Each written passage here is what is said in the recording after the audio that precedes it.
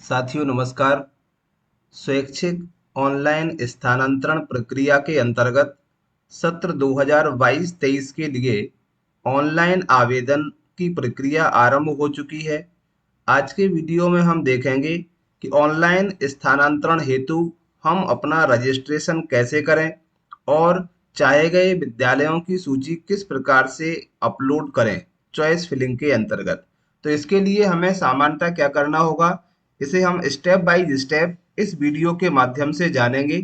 तो सबसे पहले हमें किसी भी ब्राउजर पर जाकर के सर्च कर लेना है एजुकेशन पोर्टल। तो यहाँ हम सिंपली टाइप करेंगे एजुकेशन पोर्टल। जैसे ही हम एजुकेशन पोर्टल को ओपन करते हैं तो कुछ इस तरह का इंटरफेस हमारे सामने आएगा, जहां हमें सबसे पहले मध्य प्रदेश एजुकेशन पोर्टल 2.0 ये ऑप्शन आएगा। तो यहाँ से हमें क्लिक करके आगे जाना है। इसके बाद एजुकेशन पोर्टल का होम पेज ओपन होके आ जाता है, जहां कुछ इस प्रकार के आइकन्स आपको दिखाई देंगे। तो इसमें हम राइट साइड पर सबसे ऊपर देखते हैं, यहाँ लिखा हुआ है लॉगिन करें। तो सबसे पहले हमें अपने यूनिक आईडी और पासवर्ड से लॉगिन कर लेना है। साथियों, जिस साथी का हमें स्थानांतरण फॉर्म फिल करना है, भरना है, उसी की लॉगिन आईडी और पासवर्ड से इसे हमें लॉगिन करना है। तो हमने इसको लॉगिन किया। लॉगिन के लिए जैसे ही हम जाते हैं तो लॉगिन आईडी, कृपया यूजर नाम प्रविष्ट करें और अपना पासवर्ड प्रविष्ट करें। तो यहाँ हम यूजर आईडी पासवर्ड डालेंगे। इसके बाद as it is captcha code यहाँ फिल करने के बाद लॉगिन कर सकते हैं। जैसे ही हम लॉगिन पर क्लिक करेंगे तो लॉगिन पर क्लिक करने के बाद कुछ इस तरह का ये इंटरफेस हमारे सामने एजुकेशन पोर्टल का आता है। यहाँ बहुत सारे ऑप्शन दिखाई दे रहे हैं। अगर ये कुछ नीचे हो तो हम थोड़ा सा नीचे को स्क्रॉल कर लेते हैं और यहाँ कॉर्नर में टीचर ट्रांसफर एक ऑप्शन आ रहा है, टीचर ट्रांसफर। तो हमें इस टीचर ट्रांसफर ऑप्शन पर क्लिक कर देना है। जैसे ही हमने टीचर ट्रांसफर ऑप्शन पर क्लिक किया तो यहाँ बहुत सारे ऑप्शन यहाँ आ जाएंगे। सबसे पहले home, transfer application, setup, post, verify transfer order और विश्लेषण। ये यहाँ पर 5 ऑप्शन इसमें आ रहे हैं। तो हमें यहाँ सबसे पहले ट्रांसफर एप्लीकेशन पर जैसे ही हम क्लिक करते हैं तो इसमें भी 5 सब ऑप्शन आपको दिखाई देंगे। सबसे पहला है रजिस्ट्रेशन एप्लीकेशन, इसके बाद है registered choice, print draft application, lock application और प्रिंट एप्लीकेशन। ये 5 ऑप्शन है। इन पांचों ऑप्शनों पर ही हमें कार्य करना है।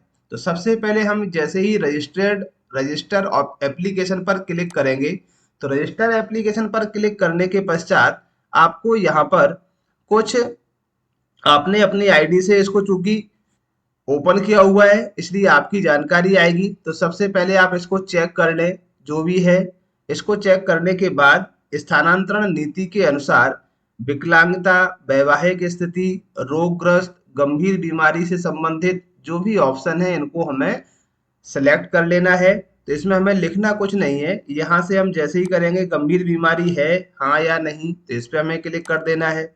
इसके बाद कोविड-19 जटिल स्थिति के कारण पदस्थापना कहाँ हुई, तो ये आपको ऑप्शन अपने अनुसार सिलेक्ट कर लेना है जो आपके ऊपर एप्लीकेबल हो रहे हैं। जैसे ही ये ऑप्शन सिलेक्ट कर लेते हैं तो आपको फिर यहाँ से रजिस्टर्ड कर देना है। रजिस्टर्ड आप कर देंगे तो रजिस्टर्ड करने के बाद फिर आपका आता है रजिस्टर्ड चॉइस। इसके बाद आपको चॉइस फिल करना है। तो चॉइस फिल करने के लिए आप इसको ओपन करेंगे तो यहाँ पर आप देख पा रहे होंगे कि आवेदक से अनुरोध है कि सभी जानकारी सावधानी पूर्वक और सही सही भरें। आवेदकों से अनुरोध है कि वे डीपीआई विभाग द्वारा जारी स्थानांतरण नीति के प्रावधानों के अनुसार ही ऑनलाइन आवेदन पत्र दर्ज करें। आवेदन पत्र भरने के बाद ड्राफ्ट आवेदन घोषणा पत्र प्रिंट कर उस पर हस्ताक्षर कर पीडीएफ के रूप में अपलोड करने के उपरांत ही आवेदन स्वीकार किया जाएगा। तो ये यहाँ पर 3 मुख्य रूप से कुछ नियम दिए गए हैं। इन नियमों के अंतर्गत ही हमें आवेदन करना है। अब इसके बाद हम रजिस्टर्ड चॉइस पर जाते हैं। हमें चॉइस करना है। साथियों, एक शिक्षक साथी अधिकतम 20 विद्यालयों का चयन चॉइस के रूप में कर सकता है। अब इसके लिए देखिए यहाँ स्पष्ट लिखा हुआ है कि स्थानांतरण हेतु अधिकतम 20 चॉइस भरी जा सकती हैं और आवेदन लॉक करने के पूर्व तक चॉइस को रिमूव कर बदला जा सकता है। परंतु आवेदन लॉक करने के बाद किसी भी प्रकार का संशोधन अथवा चॉइस फिलिंग में परिवर्तन संशोधन नहीं किया जा सकेगा। सीएम राइज मॉडल एक्सीलेंस शालाओं के विकल्प भरने की अनुमति नहीं है। इनके लिए चूंकि अलग से एग्जाम होता है, तभी वो एग्जाम क्वालिफाई करने के बाद ही यहाँ पर चॉइस फिलिंग की जाती है। तो सामान्य विद्यालय है, उन्हीं में हम चॉइस फिलिंग कर सकते हैं। अब इसके बाद आता है वैकेंसी कोड या पोस्ट कोड। तो यहाँ वैकेंसी कोड हमें क्या लिखना है, इसके लिए हम देखते हैं कि ये नीचे आप देख रहे हैं स्वैच्छिक स्थानांतरण विकल्प देखने के लिए यहाँ क्लिक करें।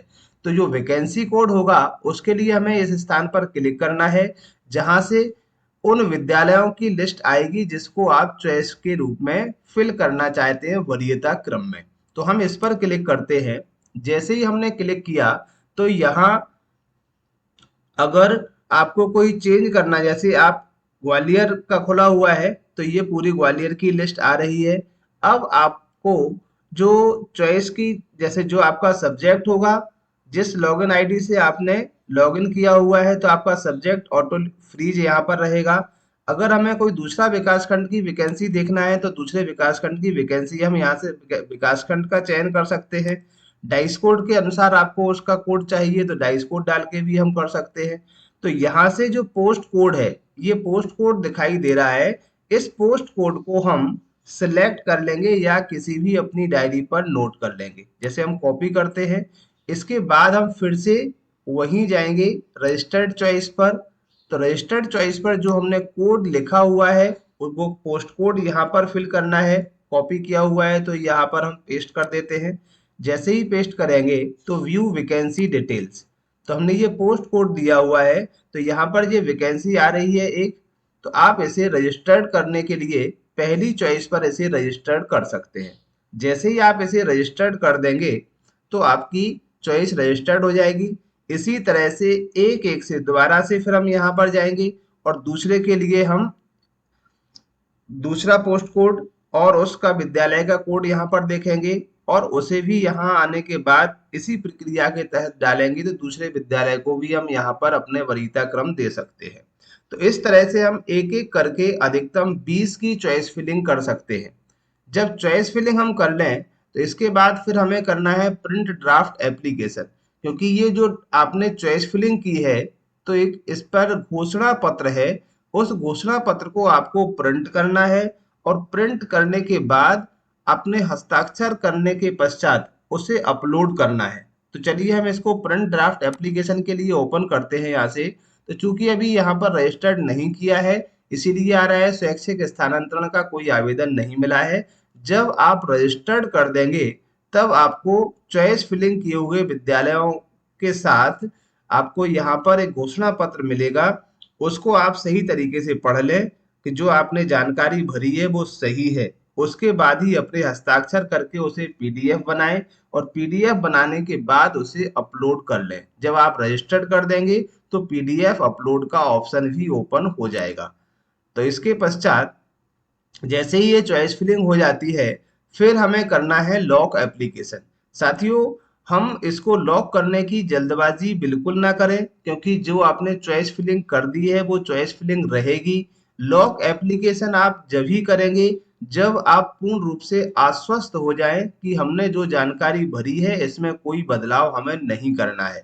क्योंकि ध्यान रहे ये रूल्स में यहाँ दिया गया है कि एक बार एप्लीकेशन लॉक करने के बाद उसमें हम कोई परिवर्तन नहीं कर सकते हैं, उसे हम किसी भी प्रकार से एडिट नहीं कर सकते हैं। लेकिन जब तक आपने लॉक नहीं किया है उसे आप कितनी बार भी एडिट कर सकते हैं। अपना जो वरीयता क्रम है उस वरीयता क्रम को भी बदल सकते हैं। तो इसके पश्चात आप लॉक करें। लॉक करने के बाद लॉक जो प्रिंट एप्लीकेशन है तो यहाँ से हम प्रिंट करने के पश्चात जो आपने रजिस्टर्ड किया हुआ है अपना स्थानांतरण के लिए आवेदन, उसका प्रिंट लेकर के अपने पास रख लें। तो साथियों, ये थी एक बहुत बहुत ही महत्वपूर्ण प्रक्रिया स्थानांतरण से संबंधित चॉइस फिलिंग करने की। आशा करते हैं वीडियो अच्छा लगा होगा। यदि जानकारी पसंद आई हो तो वीडियो को लाइक, कमेंट और शेयर करना ना भूलें। आगे भी इसी तरह के वीडियो देखने के लिए हमारे चैनल से जुड़े रहें। जब मिलते हैं कुछ नए वीडियो के साथ, जब तक के लिए थैंक यू, धन्यवाद, जय हिंद।